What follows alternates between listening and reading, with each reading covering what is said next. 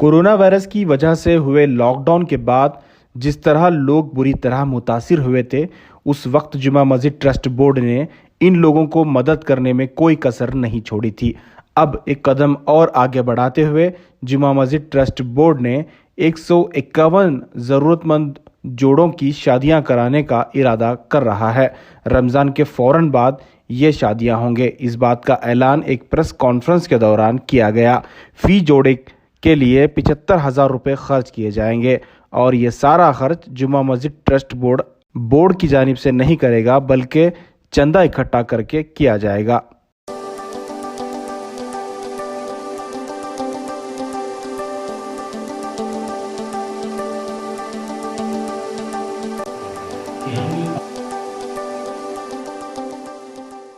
अल्हम्दुलिल्लाह, आज जुमा मस्जिद ट्रस्ट बोर्ड की जानिब से जो सोशल मास मैरिजेस का जो प्लान किया हम लोग कर हैं जुमा मस्जिद ट्रस्ट बोर्ड की जानिब से, तो आज पूरे हमारे जो वॉलंटियर्स हैं, ज़िम्मेदारान हैं, उनके साथ आज हमारी मीटिंग हुई।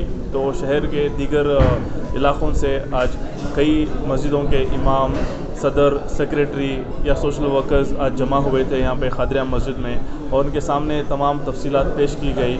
तो ये हमारा एक इनिशिएटिव है जुमा मस्जिद ट्रस्ट बोर्ड की जानिब से कि 151 मास मैरिजेस फ़ौरन बाद ईद उल फितर करवाया जाए, क्योंकि आज देखा जाए तो हमारे लोगों में बहुत सारा लोग पैसे गंवा चुके हैं, या कोई स्कीम्स में डालकर हैं, या कोरोना की वजह से, वबा की वजह से इनकी आमदनी में बहुत कमी हो चुकी है। तो ऐसे लोगों जो BPL कार्ड होल्डर्स हैं या APL कार्ड होल्डर्स हैं, ये बाय वे ऑफ एप्लीकेशन जुमा मस्जिद ट्रस्ट बोर्ड के ऑफिस या जो कोऑर्डिनेटर्स का लिस्ट दिया गया है, इनको अप्रोच कर सकते हैं। तो इंशाल्लाह पूरा वेरिफिकेशन होने के बाद ये निकाह सेरेमनीज़ किया जाएगा हज़रत क़ुद्दूस साहब रहमतुल्लाह अलैह के ईदगाह में। रजिस्ट्रेशन शुरू हो चुके हैं अभी। तो अभी आप हमारे कोऑर्डिनेटर्स के थ्रू या कोई हमारे मसाजिद में या जुमा मस्जिद ट्रस्ट बोर्ड के ऑफिस से डायरेक्टली एप्लीकेशन फॉर्म कलेक्ट कर सकते हैं और फिल कर दे सकते हैं आप।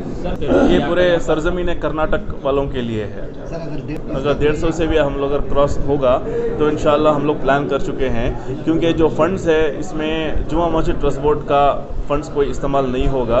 जो भी इसमें फंडिंग हो रही है हम ट्रस्टीज़ मिलकर कर रहे हैं। हमारे चेयरमैन साहब जनाब SSA खादर साहब कर हैं, और दूसरे हमारे जो मुसल्लियान हैं वो कर हैं, और बाय वे ऑफ स्पॉन्सरशिप है। इसमें मस्जिद का कोई फंड्स इस्तेमाल नहीं होगा। अगर कोई हमें इसमें ताउन करना चाहते हैं तो वो जुमा मस्जिद ट्रस्ट बोर्ड के नाम से क्रॉस चेक इशू कर सकते हैं। जब उनके पास वो कार्ड हैं तो जब हमारा आप एप्लीकेशन फॉर्म देखेंगे उस पर जो लोकल मस्जिद के सदर हैं या इमाम हैं उनका अटेस्टेशन ज़रूरी है। अभी तो आखिरी तारीख का 31 मार्च बताया गया था, लेकिन वक्त बहुत कम होने की वजह से इंशाल्लाह इसको एक्सटेंड कर हैं, तो तकरीबन ईद के एक 10 दिन पहले भी ला कर दे सकते हैं इंशाल्लाह। अस्सलाम वालेकुम। आपका मालूम है जुमा मस्जिद ट्रस्ट बोर्ड बेंगलोर ये साउथ इंडिया में बहुत आइकॉनिक इंस्टीट्यूशंस है। इसके ज़्यादा बड़ा साउथ इंडिया में कोई नहीं है। हम क्या करते थे इधर, हमारा टेनेंट से वसूल करना है पैसा और वो खर्च करना है, मस्जिदों मेंटेनेंस करना है। हम ये नया बोर्ड आने के बाद ये प्रोफाइल चेंज करना बोल के हम शुरू किया। वो फर्स्ट प्रोग्राम है ये 151 mass social marriage for girls who belong to BPL families who are unable to get married.